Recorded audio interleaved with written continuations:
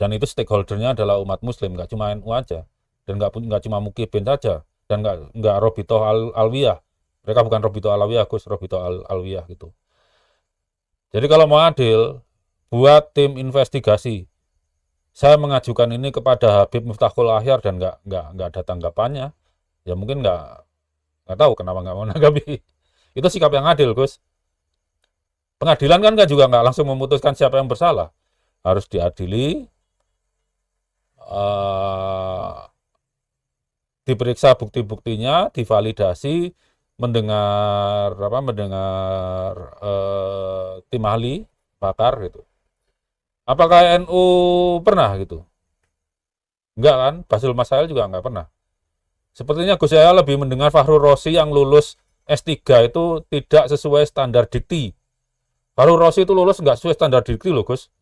Pengaturan 2015 untuk lulus itu disertasi harus dipublikasikan. Fahru Rosi kan enggak ada publikasinya satupun yang terkait disertasi, Gus. Orang kayak gitu sampean percaya.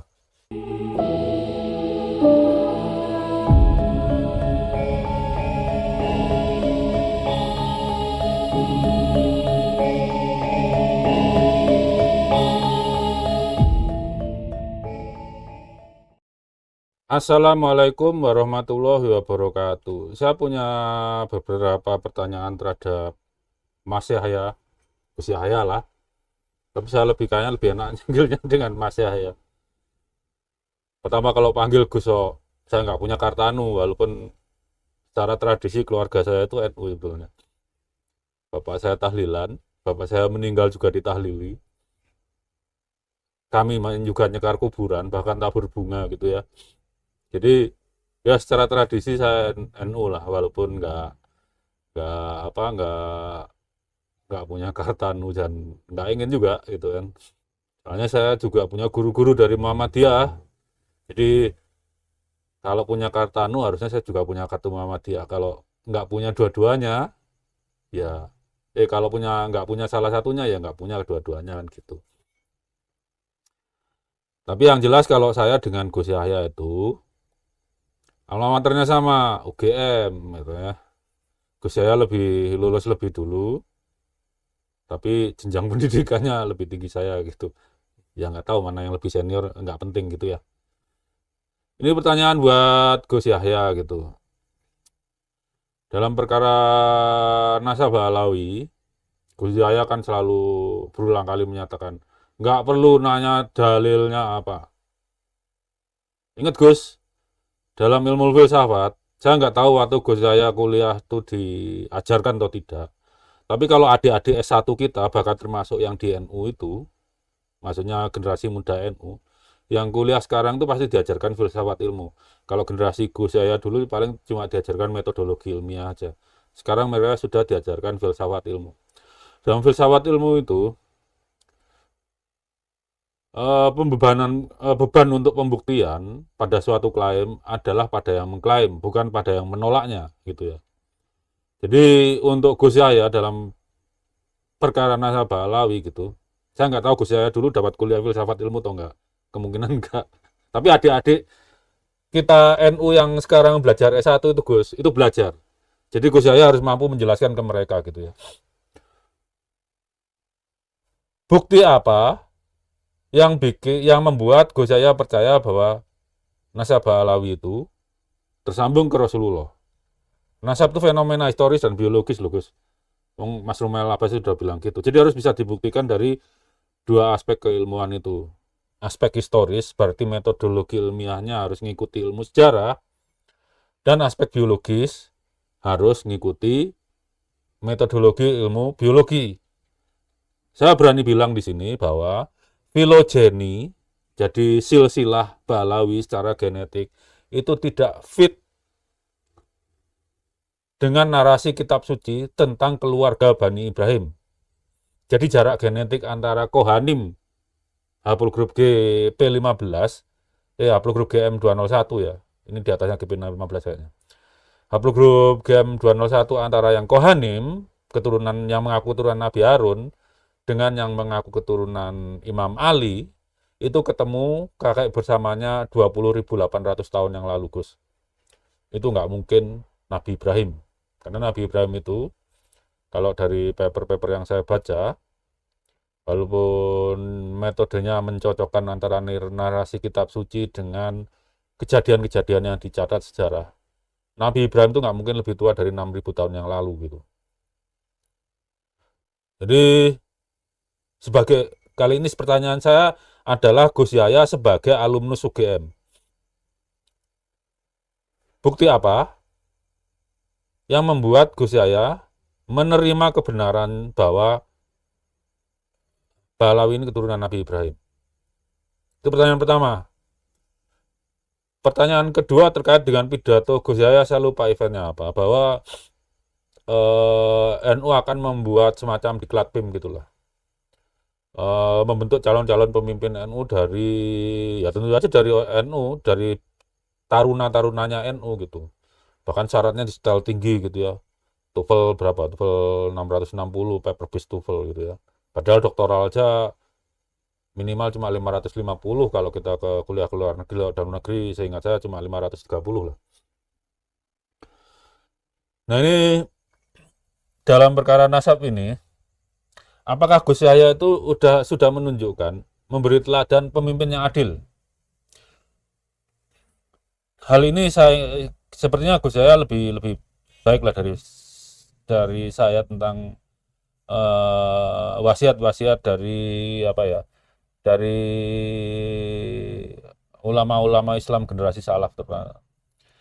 Imam Ali itu pernah berkata bahwa pemimpin kafir yang adil itu lebih baik daripada pemimpin yang beriman tapi zalim gitu kan. Jadi adil itu posisi syarat sebagai pemimpin. Beriman itu syarat berikutnya gitulah. Apakah Gus Yahya dalam masalah nasab Balawi ini sudah bersikap adil? Pertanyaan saya, adil itu kan harusnya objektif kan Gus? Jadi kalau Gus Yahya adil harusnya tidak boleh langsung percaya pada klaim Balawi, karena seperti yang saya katakan tadi dalam ilmu filsafat, kewajiban membuktikan adalah beban bagi yang mengklaim. Juga tidak boleh langsung percaya kepada kami ini saya buat Kiai Imad dalam studi eksplorasi literatur keislaman, Mas Menachem Ali filologi, dan saya dari sisi genetika gitu ya. Seharusnya kalau Gus Yahya adil, itu membentuk tim investigasi. Kenapa? Ini berkaitan dengan Rasulullah Muhammad bin Abdullah Shallallahu Alaihi Wasallam gitu ya. Dan itu stakeholdernya adalah umat Muslim, nggak cuma NU aja, dan nggak cuma Mukibin saja, dan nggak Robitoh Alwiyah. Mereka bukan Robitoh Alawiyah, Gus, Robitoh Alwiyah gitu. Jadi kalau mau adil, buat tim investigasi. Saya mengajukan ini kepada Habib Miftahul Ahyar dan nggak ada tanggapannya. Ya mungkin nggak tahu kenapa nggak mau nanggapi. Itu sikap yang adil, Gus. Pengadilan kan juga nggak langsung memutuskan siapa yang bersalah. Harus diadili, diperiksa bukti-buktinya, divalidasi, mendengar tim ahli, pakar gitu. Apakah NU pernah gitu? Enggak kan? Basul Masail juga enggak pernah. Sepertinya Gus Yahya lebih mendengar Fahru Rosi yang lulus S3 itu tidak sesuai standar dikti. Fahru Rosi itu lulus enggak sesuai standar dikti loh Gus. Pengaturan itu 2015 untuk lulus itu disertasi harus dipublikasikan. Fahru Rosi kan enggak ada publikasinya satupun yang terkait disertasi Gus. Orang kayak gitu sampean percaya. Lulusnya aja enggak bener. Orang lulus nggak bener disuruh malah jenengan tempatkan di pengurus besar. Kalau nempatin orang tuh yang menuhi lah Gus. Kalau bahasa elektroniknya noise level dulu di atas batas minimal yo. Fahru Rosi itu nggak memenuhi batas Gus. Ilmiah menurut Fahru Rosi itu mungkin sama dengan ilmiahnya versi Wafi atau Muhammad Nuruddin, ilmiah versi sektarian. Jadi itu dua itu aja pertanyaan saya Gus. Bukti apa? Karena kami nggak bertanya dalilnya mereka keturunan Nabi enggak. Apa buktinya mereka keturunan Nabi? Ini abad 21 Gus, bukan abad 15. Bahkan pada abad 15 dulu, Kesultanan Turki itu pernah menyapu Said-Said abal-abal tuh. Ada di papernya Profesor Hulyacan Bakal itu. Ya kalau dulu belum ada tes DNA, kalau sekarang kan sudah ada. Apalagi jenengan sudah deklarasikan fikih peradaban. Cuma ya saya nggak tahu peradaban maksud jenengan itu peradaban abad 9, 15, apa 21 gitu. Apakah NU mau ditahan peradabannya di abad 15, nggak maju-maju, sampai kita diketawain saudara-saudara kita yang Muhammadiyah gitu nanti? Ya nggak tahu saya. Itu pertanyaan pertama. Bukti apa yang membuat Gus Yahya percaya nasabah Alawi itu nyambung ke Rasulullah? Ini pertanyaan antar sesama keluarga UGM. Wis, itu ya nggak pertanyaan sebagai jenengan sebagai ketum PBNU. Atau bolehlah saya bertanya kepada jenengan sebagai cucunya Mbah Bisri Mustafa gitu. Yang kedua, itu tadi, apakah bahwa jenengan itu sudah deklarasikan ada diklat PIM untuk calon-calon pemimpin dari NU. Nah, jenengan sebagai ketum PBNU sekarang, apakah dalam kasus nasabah Alawi ini menunjukkan kepemimpinan yang adil gitu? Itu aja. Apakah tindakan jenengan selama ini sudah adil? Apakah sudah ada proses yang adil terhadap semua yang terlibat dalam polemik nasab ini? Itu aja. Ingat yang salah satu yang terlibat siapa, Gus? Rasulullah. Oh, beliaunya sudah nggak ada. Kitalah yang harus menyelesaikan. Karena ini menyangkut keluarga beliau, menyangkut keluarga baginda Rasulullah alaihi wasallam, dan kita sebagai stakeholdernya. Kita umat muslim itu keluarga Rasulullah juga gitu. Itu aja Gus. Apa bukti yang membuat jenengan percaya bahwa Alawi itu sebagai keturunan Rasulullah? Yang kedua, apakah jenengan dalam perkara nasab ini menunjukkan teladan kepemimpinan yang adil? Ini sedikit menyimpang dari topik ya tentang buku teman-teman ya. Makanya saya jarang online juga. Rencana awalnya buku itu kan di ISBN kan. Ternyata ada persyaratan minimal yang tidak terpenuhi di versi awal lah buku itu.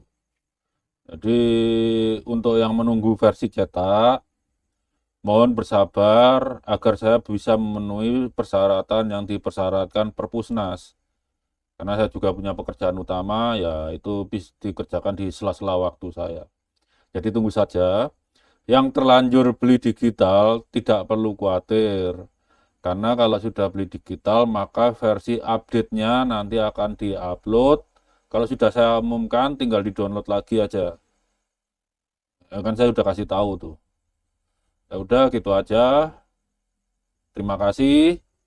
Semoga weekendnya membahagiakan bersama keluarga.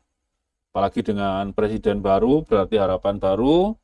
Semoga Jenderal Prabowo bisa memulihkan keadaan kita semua secepatnya. Bagaimanapun bangsa kita sedang mengalami masalah, terutama masalah daya beli. Yang Biro Pusat Statistik kan sudah bilang kelas menengah ada yang turun, kelas bawah ada yang naik. Harusnya kan tidak boleh hubungan keduanya itu predatori kayak gini.